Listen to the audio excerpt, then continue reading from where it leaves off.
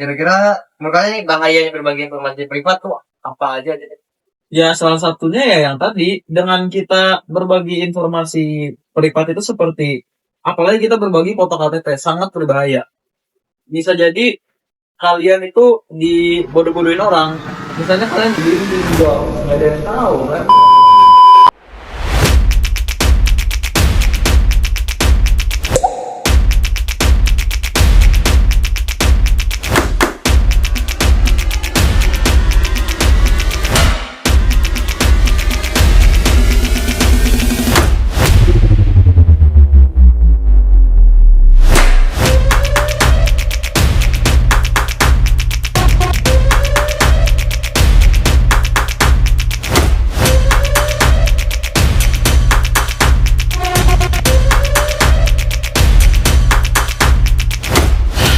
Oke teman-teman, kembali lagi ke channel Banjarmasin Pos. Nah, di sini kami kedatangan kamu sarjana iptek ya, dan kami tidak mengundang mereka ingin dan juga menanyakan beberapa hal mengenai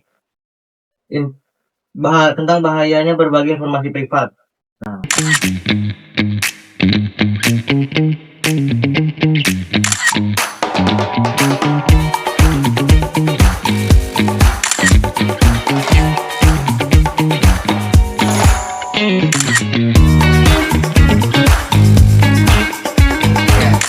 jadi di sini ada sarjana piano dan juga sarjana Alfio. Mereka adalah dua orang yang sudah mendapatkan banyak prestasi di dalam pelajaran iptek ya. Nah, langsung saja.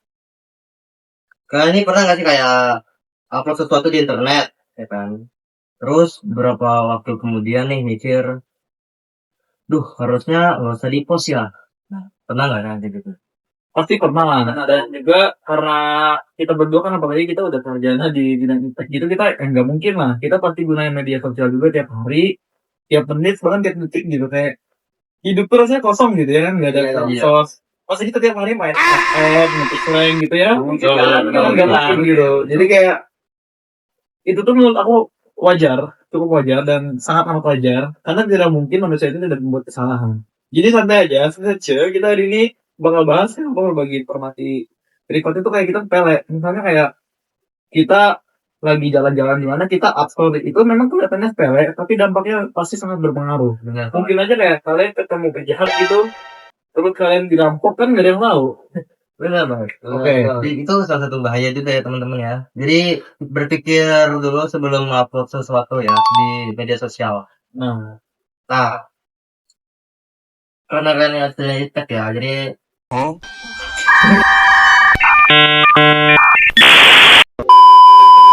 kalian apa itu informasi privat?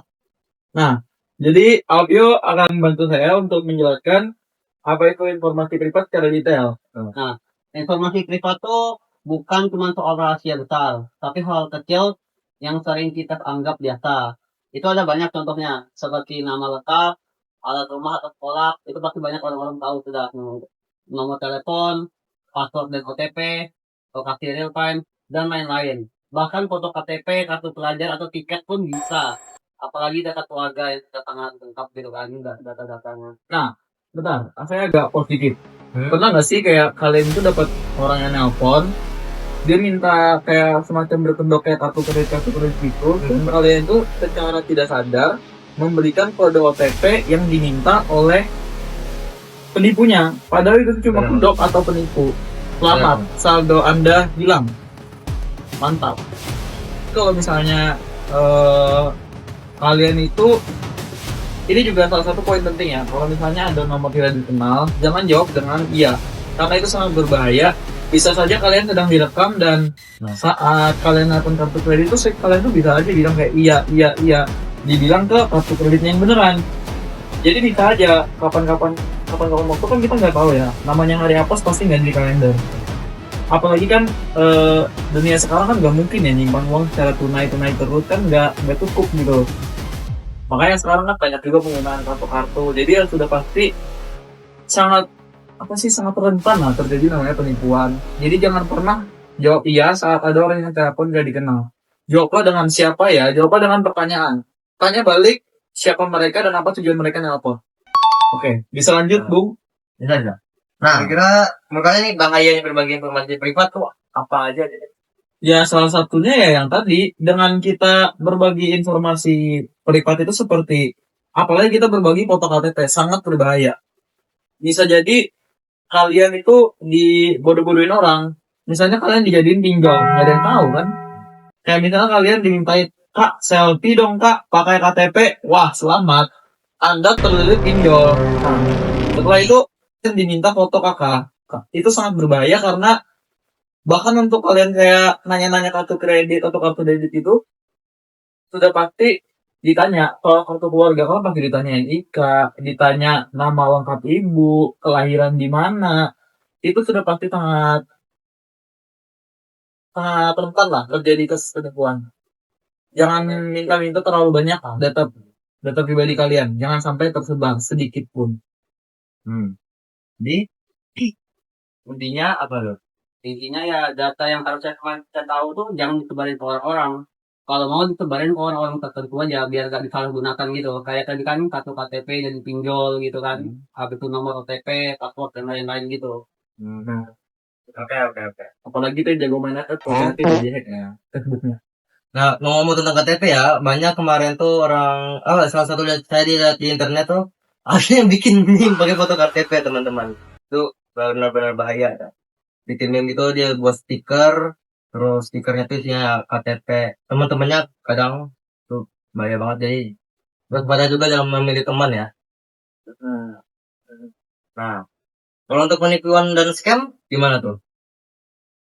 Kalau untuk penipuan sama scam sih, ya seperti yang saya bilang tadi juga kan saya udah ada bilang bahwa ya itu sih maksudnya ke penipuan ya. Kalau scam itu kan kita kayak ditipu orang tapi kita tuh udah keburu percaya dulu sama orangnya.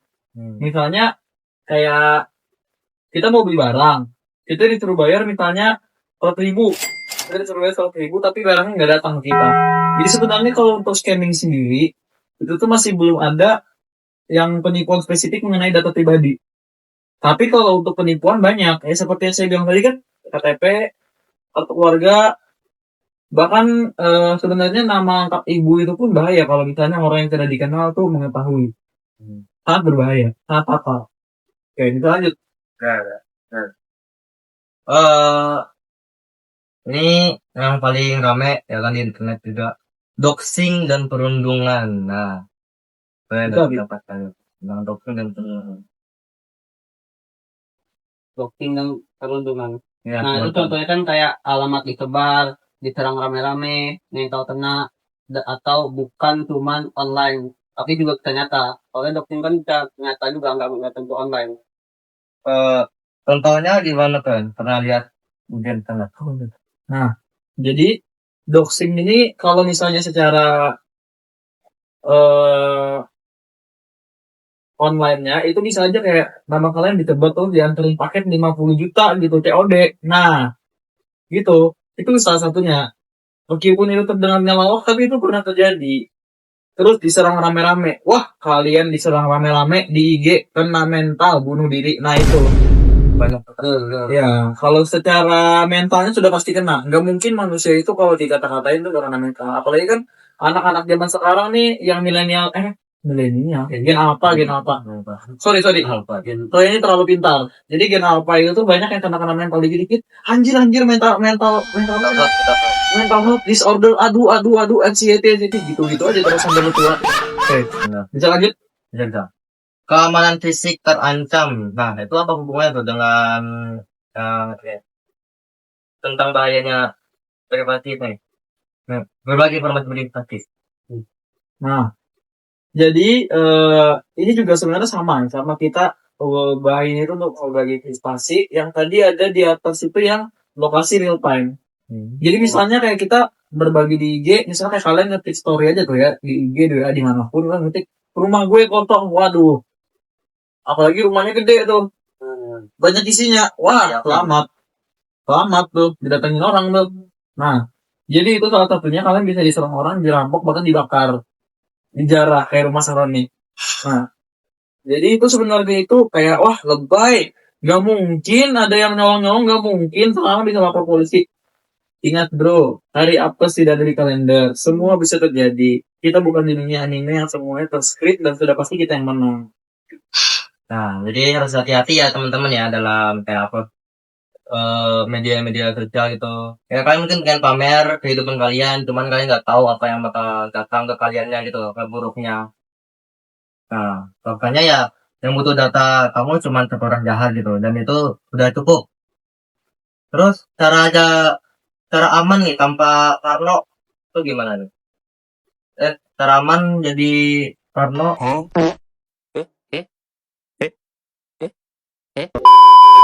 Ah, ya seperti jangan share data sensitif, itu kan data tentang orang-orang. Jadi kan data-data yang kita privasi ini kan jadi ini udah publik ya tebal. Apa itu pakai password yang kuat dan berbeda-beda. Contohnya kalau password cuma 1 2 3 4 5 6 itu kan terlalu banyak kan. Bahkan di akun-akun Roblox game itu kan pasti sudah ada banyak. iya, bahkan sekarang juga ada situs buat ngasih tahu kalian berapa lama kemungkinan password kalian akan dihack. Ya, Ya kan sih? baru kemarin tes gitu. Ya, Itu ada udah. dan itu sangat berguna untuk mencek memang apakah akun kalian itu udah aman atau belum. Lanjut nih. Habis itu jangan upload lokasi real time. Nah, itu kan tadi kan sudah dijelasin. Jadi kita aktif aja. Habis itu pikir 2 kali sebelum posting. Nah, misalnya kalau kalian posting misalnya di itu di Monas itu, berarti kan orang-orang tahu kalau kita sedang di Monas. Jadi misalnya kita ke situ, kita dirampok atau lokasi kita yang lain sekali juga. Apa tuh dalam bahaya juga. Kalau ragu jangan posting simpel, tapi menyelamatkan. Nah, Oke, jadi privasi itu sebenarnya sih kayak kunci rumah. Mau kalian sebarin ke orang ya sama aja kalian nyebarin kunci kalian ke orang. Dalam artian itu misalnya kayak yang tadi kita posting real time. Kalian misalnya ketahuan nih, wah aku lagi di Monas gitu kan sama orang-orang atau sama orang-orang jahat. Kalian bisa di track bahkan diikuti sampai rumah. Bahaya, jadinya benar-benar ngasih kunci rumah beneran gitu. Nah, jadi kenapa gitu? Kita itu sangat apa ya, sangat enak, sangat enteng untuk ngepost lagi di mana, padahal itu sangat berbahaya. Bukan masalah kalian gengsi atau ke apa ya namanya, kemauan kalian untuk ngepost ngepost itu sebenarnya salah. Itu tuh merusak keamanan pribadi kalian. Itu sangat berbahaya. Jangan ingat sekali bocor nggak bisa ditarik. Kalian misalnya cukup satu orang jadi nggak, tapi dia jahat. Wah di SS disebarin semua. Nah, oke. Jadi apakah itu sudah cukup semuanya? Nanti kita masih banyak pertanyaan ya. Salah satunya, bentar. Nah, ada orang ngomong kayak akun gua kecil nih, jadi aman lah gitu. Dia merasa akunnya kecil, dia jadi itu walaupun dia upload hal media sosial ya kayak berada di mana, cuman dia dengan punya apa ya, namanya tuh kata-katanya sendiri akun dia kecil, jadi aman. Dia nggak mungkin kena hack lah atau kena doxing atau segala macam yang berbahaya di media sosial internet. Gimana tuh tanggapan kalian tentang itu? Ya, kalau dari saya sendiri, ya seperti yang saya bilang tadi, hari apa nggak dari kalender. Kita aja kayak kalian mungkin followingnya orang-orang yang terkenal semua. Mungkin follower kalian sedikit, tapi kan mungkin aja kayak orang-orang yang terkenal itu di stalk, dicariin satu-satu. Oh ini ternyata lagi ngeposting nih yang sebenarnya itu sih data apa sih namanya, data pribadi yang bisa apa sih namanya, bad ending lah gitu. Ingat ya, kalau orang sekali niat jahat, dia itu nggak bakal sebatas mencari siapa yang dia kenal. Bisa jadi dia mencari orang yang tidak dia, bahkan dia itu nggak tahu gitu orang itu ada di sini.